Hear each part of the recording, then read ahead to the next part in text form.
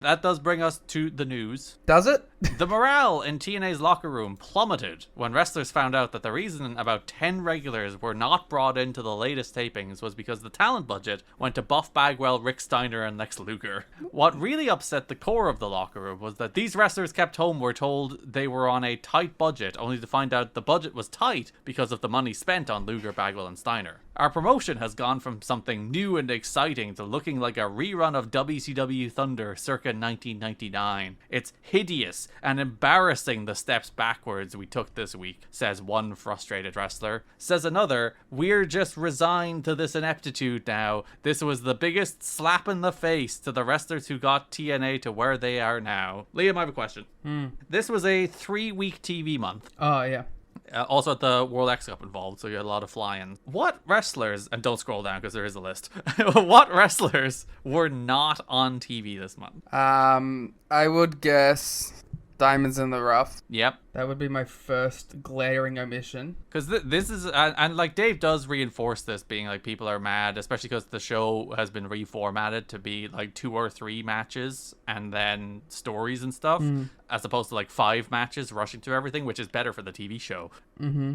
Even if some people get booked a little less often. But I was like, when I read this story, I was like, well, nearly all the X Division guys are booked. Obviously, all the top guys are booked. 3D are still booked. Like, James Ganger is still booked on TV this month. LAX is gone. Fresh off a push.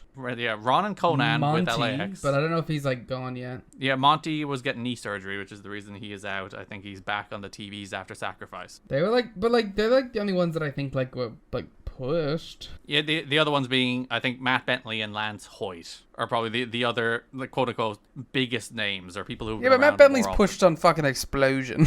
Yeah, both those guys barely get on TV anyway. So I was reading the story and I was like, who are the people that are really mad here? Did they bring Conan in for commentary? He was in for Lockdown anyway, which I think is part of what annoyed a lot of people, because there are people who were in for the pay-per-view who weren't kept around for TV.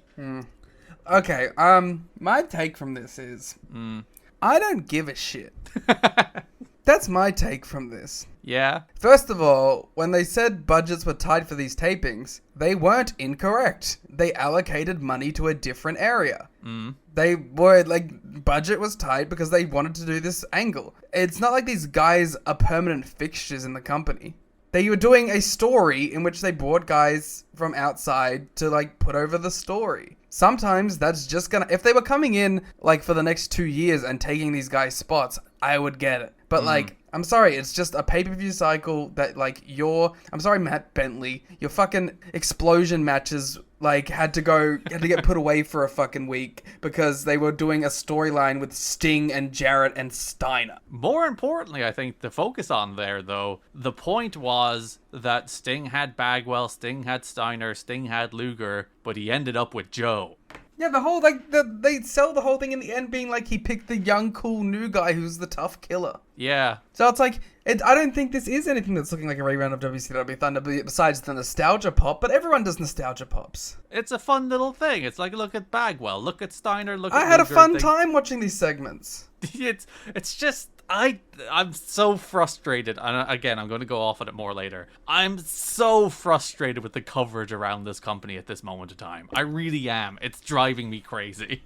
Some 83-week shit. It is. Oh god, again, don't get me started. We will be talking about all the same fucking talking points we deal with today, with the same hacks delivering the same bullshit over and over again. But, like, I don't know. Everyone was on TV. Styles was on TV. Saban was on TV. AW were on TV. All the young guys were on TV. The only ones that really have a point to be pissy was, like, LAX, because they just came off of a push. And Homicide, by all accounts, is really mad on multiple counts because he has not gotten to wrestle yet, not meaningfully.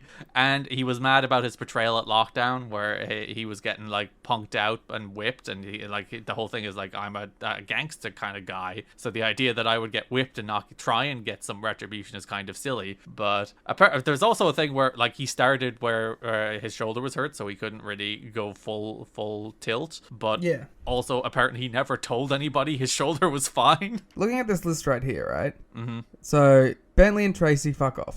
Yep. Douglas, fuck off. Strong and Aries are done anyway. Mm-hmm. Hoyt, you're not pushed. Monty, you're out on surgery. Key, sure, but you're Key. Some other shit probably fucking was a part of that. And there's 2 video packages for Loki on TV. LAX, you're the only ones that are reasonable because you just are a newly formed group. Cassidy Riley, come on. Diamonds in the rough. You're lucky to be on the show anyway. Yeah.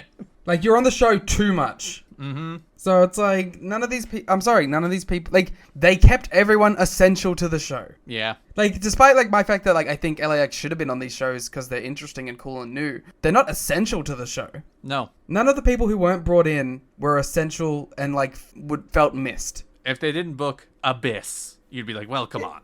Yeah, well, like, you know, go, like, listen, I'm not a fan of the James gang, but, like, I feel like they would have more of a fucking thing to say if they would, like, the ones that got sitting home for the month. Mm. Because, like, at least they are, like, regulars on the show. Which is why probably Conan and Ron were probably the most reasonable to be pissed. Yeah. So it's like, yeah, exactly. Like, Ron, he has a case. Conan has a case, but he's probably there doing Spanish commentary anyway. Mm. So it's like, I don't know. I don't have a problem with this. They looked at the books, they allocated money for what they wanted to do for this program, and they made cuts where they had to. Whatever. Yeah, that was kind of my take as well. It's like, guys, get over yourselves. Stop being like, it's like WCW all over again. Like, you can be pissy, but, like, I don't know. Like, if TNA, listen, if TNA are being super stingy and still wanting to control people's bookings, that's one thing. But, like, if they're not and you're free to do whatever you want those 3, in, like, well, 1 week, 2 weeks, whatever it is, because the taping's actually only taking place over a couple days, like, go get some bookings. There's an interesting note, like, when Loki was signed, apparently, he didn't want to go into LAX because he saw that as a death roll because of what had happened to Homicide. So it's interesting how even, like, LAX is seen as a flop here, and it kind of, like, listen, it kind of is. I don't think it's a flop. I just think it's like LAX suffered from being brought in at the end of an existing feud. Like, they were brought in at the point where the baby faces need to go over to tell the story. Like, they were at the natural conclusion of the story. So, like, that's a rough spot to introduce people into. But, like, they're really, like, it's really easy to bounce them back. And they do. Historically. So, yeah, get over yourselves, TNA wrestlers, in 2006. Yeah. We're on the side of the company. Yeah, corporations, baby.